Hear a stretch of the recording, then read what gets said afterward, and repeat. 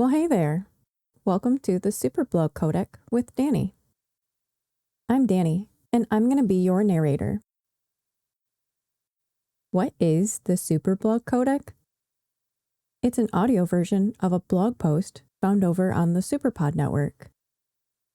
You can find an awesome variety of video game-related podcasts, blogs, and other quality video game content at superpodnetwork.com. If you don't really like reading, or you don't have time for a full-blown podcast episode, the Superblog Codec is here to help. Every episode of the Superblog Codec, I get permission from the cool human who wrote the original blog post to read their thoughts out loud for you. If you like listening to me yap, but you've run out of episodes, I also stream on Twitch more frequently than I release podcast episodes. All of the links to the blog I'm going to be reading, my Superpod profile, and my Twitch can be found in the description. Today, on the Superblog Codec, I'm going to be reading to you Bill's blog post titled S.O.S. Use Your Time Wisely. Your choices matter. This was posted to the Superpod network on November 16th of 2024. A very big thank you to Bill for humoring me when I asked him to send me an article of his that he would like me to read for my next episode. He very quickly sent along this article of S.O.S, a game for the Super Nintendo that I have never heard of before. It said that it's one of his favorites for that system, and I thought this was a super interesting read and could not wait to get on my computer and record it. So thank you again, Bill, for the suggestion. Let's get into it.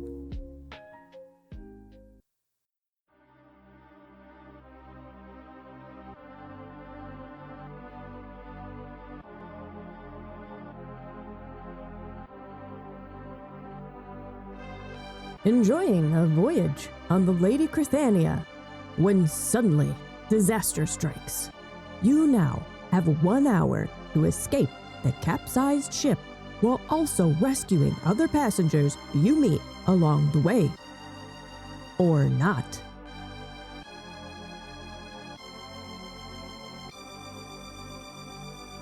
The Super Nintendo Entertainment System is, by and large, one of the most beloved retro video game consoles of all time. And like most highly regarded consoles, there were many iconic titles that would go on to define that era of gaming.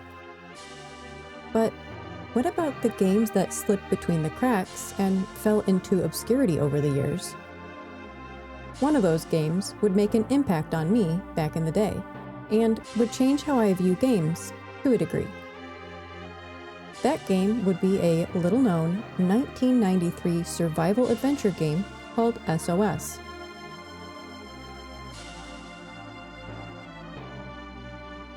S.O.S. is a survival game with adventure and platforming elements similar to games like the original Prince of Persia and Clock Tower.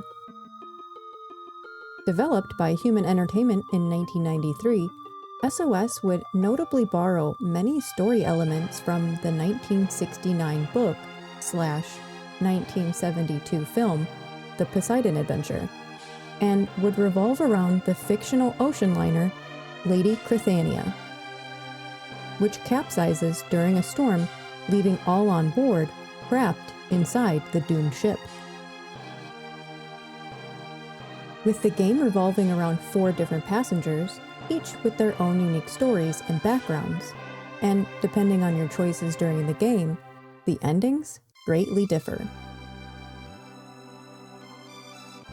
S.O.S. was very unique for the time, giving the player a strict 1-hour time limit, which adds a degree of stress and discomfort to the experience. The game starts with each of the 4 playable characters starting in different parts of the overturned ship, as the player must guide them through open-ended side-scrolling environments where the player may also run into other survivors, which you can attempt to save, up to 7 total, or leave behind, with each playable character having one sentimental person that must be found alongside other survivors. One notable aspect of the game revolves around the previously mentioned survivors, which contribute to the game's overall ending, as rescuing more survivors leads to a better ending overall. Players must balance both rescuing survivors and escaping from the ship within the time limit. To make matters more complicated, time isn't visible during gameplay. The only way to view your time is if you are injured, which results in a 5-second time penalty.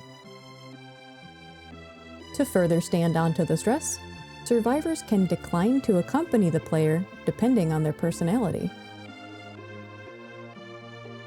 It is very likely that a first-time playthrough will result in a bad ending, with the number of variables making replayability a huge aspect of the game. Players can take the information they've learned in each playthrough into the next, allowing for better route management and planning. Overall, SOS is an incredibly fascinating experience featuring a lot of gameplay concepts that were fairly unique for the time. The time limit and multiple endings lead to a thrilling experience that really makes you think about your choices. The game's sheer depth is what makes it an absolute hidden gem on a system loaded to the brim with absolute classics. The only downside to the game these days is its availability. Being one of the rarer games for the console, never seeing any sort of re-release over the years. I highly recommend checking out the game if possible. It is truly a one-of-a-kind gaming experience.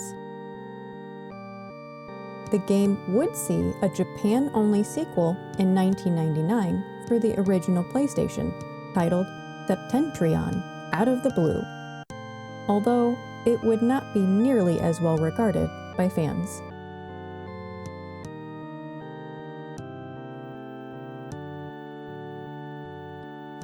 I hope you enjoyed this episode of the Superblog Codec.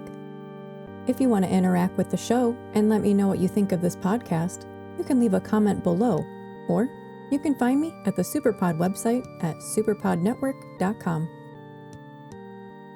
Thank you for spending some time with me today. Don't forget to check out the links in the description to find more ways to follow Superpod content. Catch you next time, and make sure you're taking care of yourself, friend. Thanks for listening.